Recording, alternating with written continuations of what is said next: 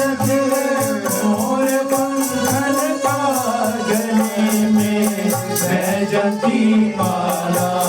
मुकुट से मोर पंखन का गले में बैजंती माला। मुकुट सिर मोर पंखन का गले में बैजंती माला। मनोहर छवि जय मोहन की, मनोहर छवि जय मोहन की, जो हम दिल में बसाएंगे। बता दो शाम से ओढ़ो तेरा यश हम भी गाएंगे। मिला दो शाम से ओढ़ो तेरा गुण हम भी गाएंगे। बोलिए गोविंद भगवान की। आप भी सुबह उठ करके कहा करो भगवान से।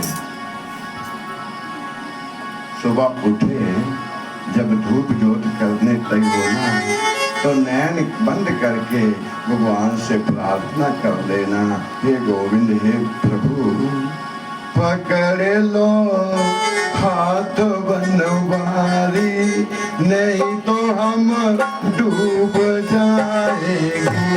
पकड़ लो हाथ बनवारी, नहीं तो डूब जाएंगे।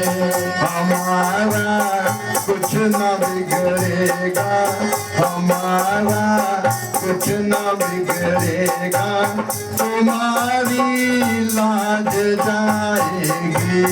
हमारा कुछ न बिगड़ेगा, तुम्हारी लाज गाएगी।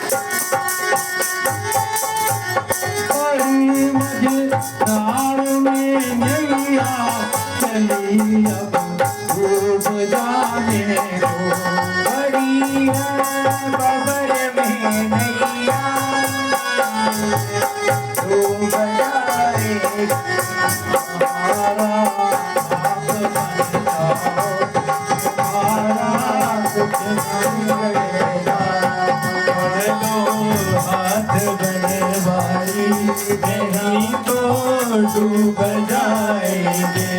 पकड़ लो हाथ बनवारी, नहीं तो डूब जाएंगे।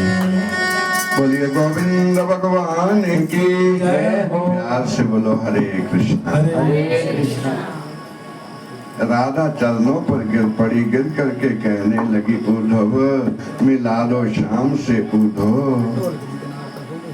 तेरा जश हम भी गाएंगी। हे उद्धव भगवान से मिला दो, भगवान से मिला दो। उद्धव ने कहा वो तो पार ब्रह्म है, तुम्हें ध्यान करना पड़ेगा। वो तो पार ब्रह्म है, तुम्हें ऐसा नहीं था ध्यान देना प्यारे कि वृंदावन मथुरा से दूर है। गोपियां चाहती तो एक दिन में कई बार चाहती, लेकिन गोपियां को तो मेरा मैं ही आनंद था। गोपियां तो मेरा मैं रहना चाहती थी, विराग में रहना चाहती थी प्यारे। राधा ने कहा उद्धव एक बार शाम से मिला दो। उद्धव ने कहा वो तो पार ब्रह्म है, वो पार ब्रह्म है। और जैसे पार ब्रह्म कहा तो राधा को थोड़ा क्रोध आया।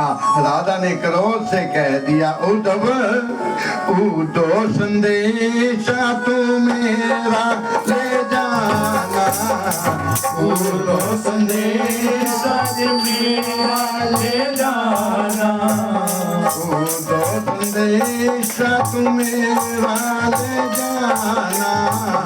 पूरो संदेश आज मेरा ले जाना।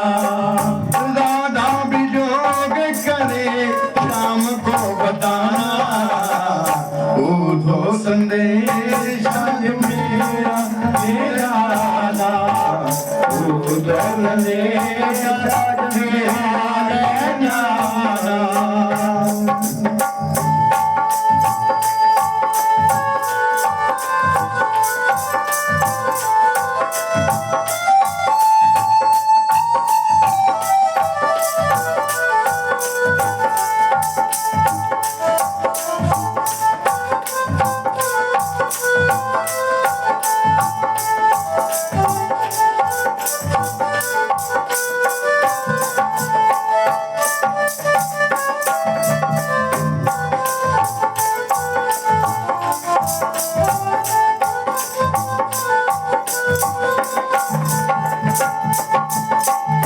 बागों में जब जब हम तुम मिले थे, बागों में जब जब हम तुम मिले थे, ललता विशाखा देख चले थे।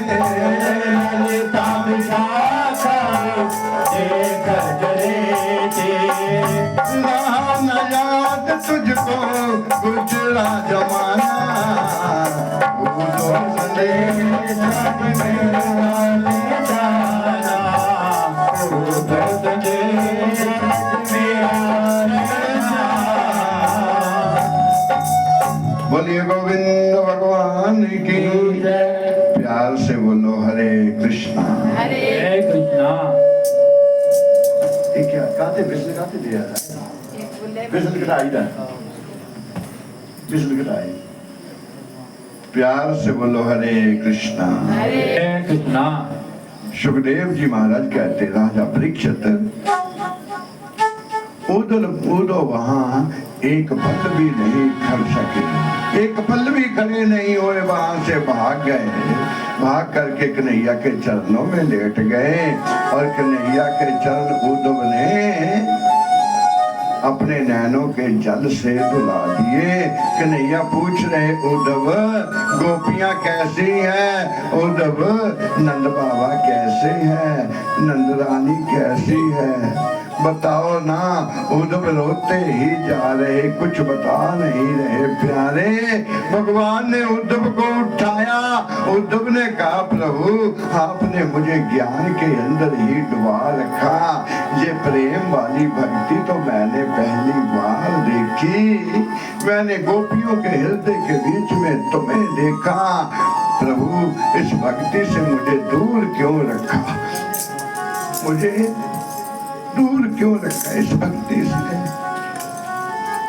ध्यान देना प्यारे, भक्ति के आगे ज्ञान फीका है, बहुत फीका है। भक्ति के आगे, प्रेम के आगे ज्ञान बहुत फीका है। उद्धव पूछ रहे, कन्हैया पूछ रहे उद्धव बताओ ना कैसे है? उद्धव रो रो करके कहने लगा हे ठाकुर कान्हा तेरी याद में सारा जग रोए, गोपियां भी रोई कान्हा ग्वाले भी रोए रे। कान्हा तेरी याद में सारा जग रोए रे, गोपियां भी रोए कान्हा ग्वाले भी रोए रे, गोपियां भी रोए कान्हा ग्वाले भी रोए रे। कान्हा तेरी याद में सारा ब्रज रोए रे, कान्हा तेरी याद में सारा जग रोए रे, गोपियां भी रोए कान्हा ग्वाल भी रोए रे, गोपियां भी रोए कान्हा ग्वाल भी रोए रे।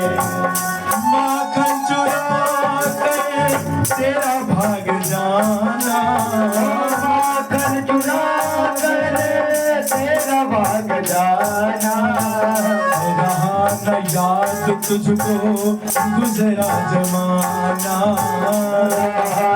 याद तुझको गुजरा जमाना।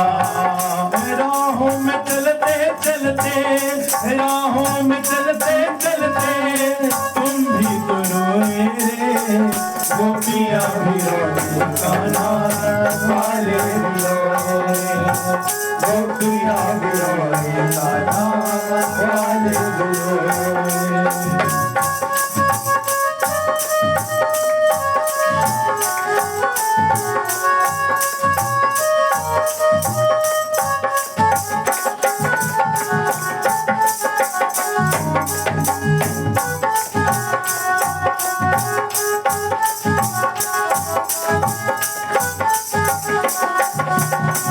डालियों से पत्तों से तेरा नाम निकले, डालियों और पत्तों से तेरा नाम निकले, ब्रज भूमि से शाम शाम शाम निकले, बीच भूमि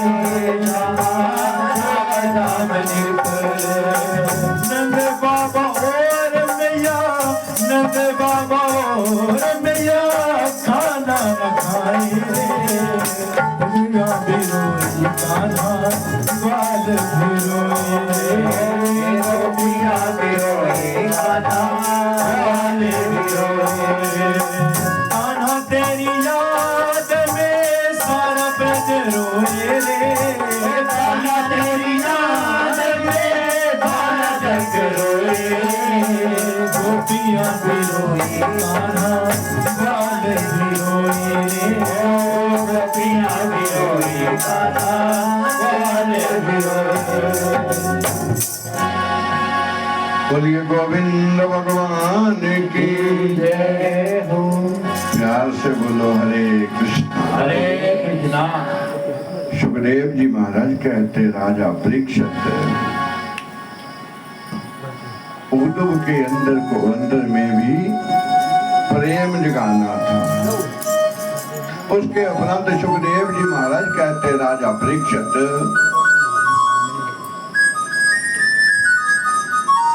एक जगह संत बैठे हुए थे। ये यादवों के कुछ लड़के संतों से शरारत करने लगे। उन्हीं संतों में दरवाजा बैठे हुए थे। ये यादवों के 4-5 लड़के आए और संतों से शरारत करने लगे। क्या शरारत की? एक ग्वाले के पेट के ऊपर तसला बांध दिया और सूट पहना दिया, साड़ी पहना दी और संतों के पास चले गए। संतों से कहा बाबा आप तो जानी जान हो, बताओ इस कन्या के बेटा होगा या बेटी? बताओ इसके बेटा होगा या बेटी? पहले सो संत बोले नहीं। दरवाजा भी उन्हीं में बैठे थे। दरवाजा से पूछा बताओ आप इस कन्या के बेटा होगा या बेटी? लेकिन दरवाजा क्रोधी थे। क्रोध में आकर के कहा ना बेटा होगा ना बेटी और यादवों का नाश होगा। प्यारे यादवों का नाश होगा। ये शाप मिल गया प्यारे। जैसे शाप मिला तो ये घबराए और घबरा करके वो तसला जो था ना उसे घिसने लगे। घिस घिस करके समाप्त कर दिया। फिर भी इतनी नोक रह गई और उसे सागर में फेंक दिया। सागर में फेंका जब तो एक मछली पकड़ने वाला वो एक मछली के मुख में चली गई, पेट में चली गई। एक मछली पकड़ने वाला जरा नाम का शिकारी, जरा नाम का शिकारी मछली पकड़ने गए थे। कुदरती वो मछली उसके जाल में आ गई और जब पेट काटा तो देखा बीच में इतना सा नोक सरिये की मिली। मन में सोचा इसे मैं अपने तीर के आगे लगाऊंगा, इसे मैं अपने तीर से आगे लगाऊंगा। तीर के आगे लगा करके सुखदेव जी महाराज कहते राजा परीक्षित वो जरा नाम का शिक्षाकारी वन में आया, भगवान कर्म के वृक्ष के ऊपर बैठे हुए थे और नीचे पैर लटका के बैठे हुए थे। इस पैर में पद्म का निशान था। इस जरा नाम के शिकारी ने देखा जी किसी चीते के नैन है, चीते की आंख है, चीते की आंख समझ करके वाहन छोड़ दिया, भगवान के पाँव में लगा। जैसे पाँव में लगा भगवान नीचे आ गए। जरा नाम शिकारी गया, देखा तो भगवान, कहा प्रभु मुझे क्षमा कर देना, मुझे क्षमा कर देना, मैं तो चीते के नैन समझे, मुझे क्षमा कर देना। भगवान ने कहा हे जरा तो चिंता मत करो, मैं त्रेता, तुम पिछले युग के बीच में मैं राम था और तुम बाली थे। जब मैं तुम्हें शुभ करके मारा था तो आपने कहा था हे राम बाली बैरी सगरीब प्यारा, हे नाथ शुभ करके बाण मारा, सगरीब की बजाय तुम मेरे पास आ जाते, मैं सीधा ला करके देता। आपने मुझे शुभ करके बाण मारा और मैंने उसी समय संकल्प ले लिया था हे बाली तुम मेरे बाण से परलोक को जा रहे हैं, तेरे द्वापर में जब कृष्ण बन करके आऊंगा मैं तुम्हारे बाण से ही गोलोक में जाऊंगा प्यारे। सुखदेव जी महाराज कहते इतने दिनों तक कथा सुनते सुनते अंतम उपदेश सुखदेव जी महाराज देने लगे।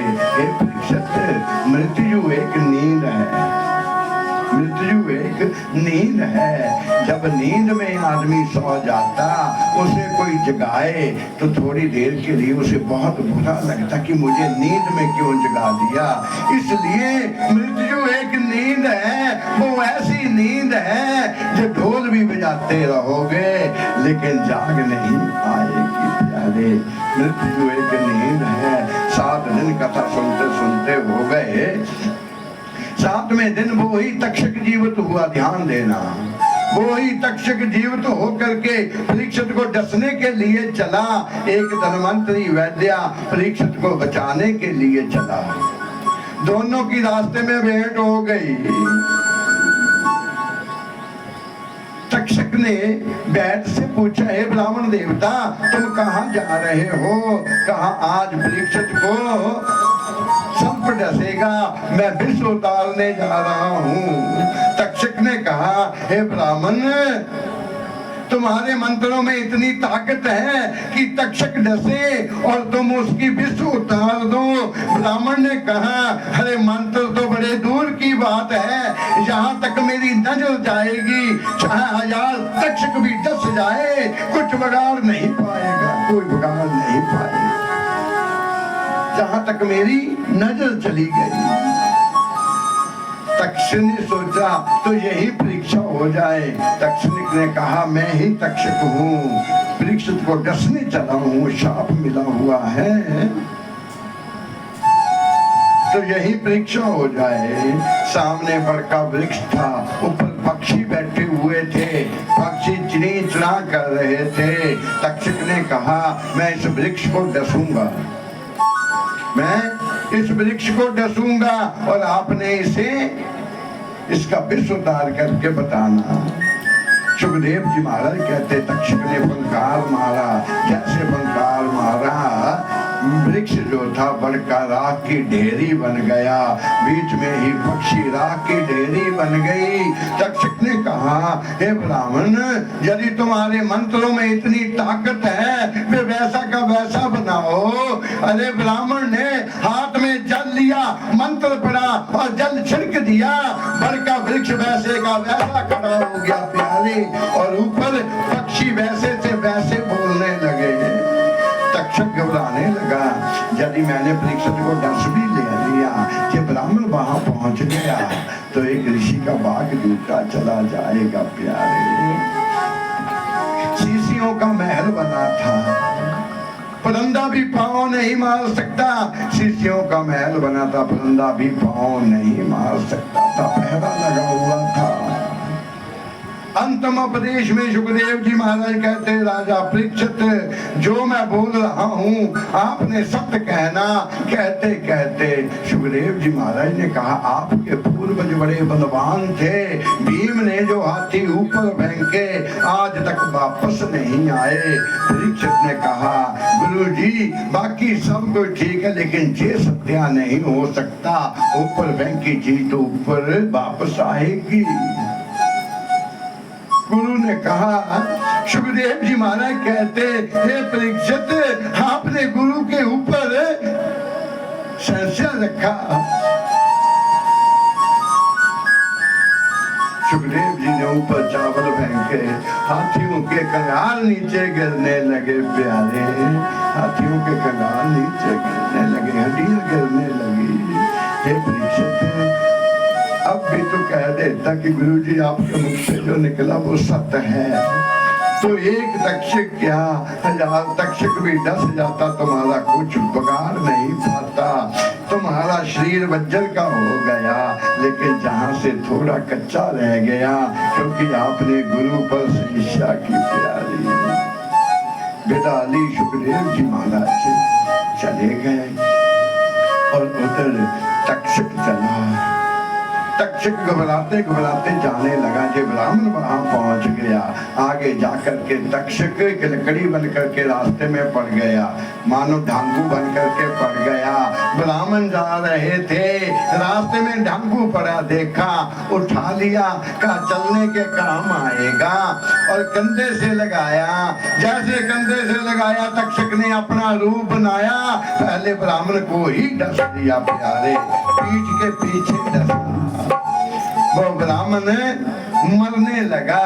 जैसे मर बिस्चरने लगा, जाते जाते ब्राह्मण कह गया, हे तक्षक जहां तक मेरी नजर जाती, पीठ के पीछे मेरी नजर नहीं गई। प्यारे जहां तक मेरी नजर जाती, आपने मुझसे धोखा किया।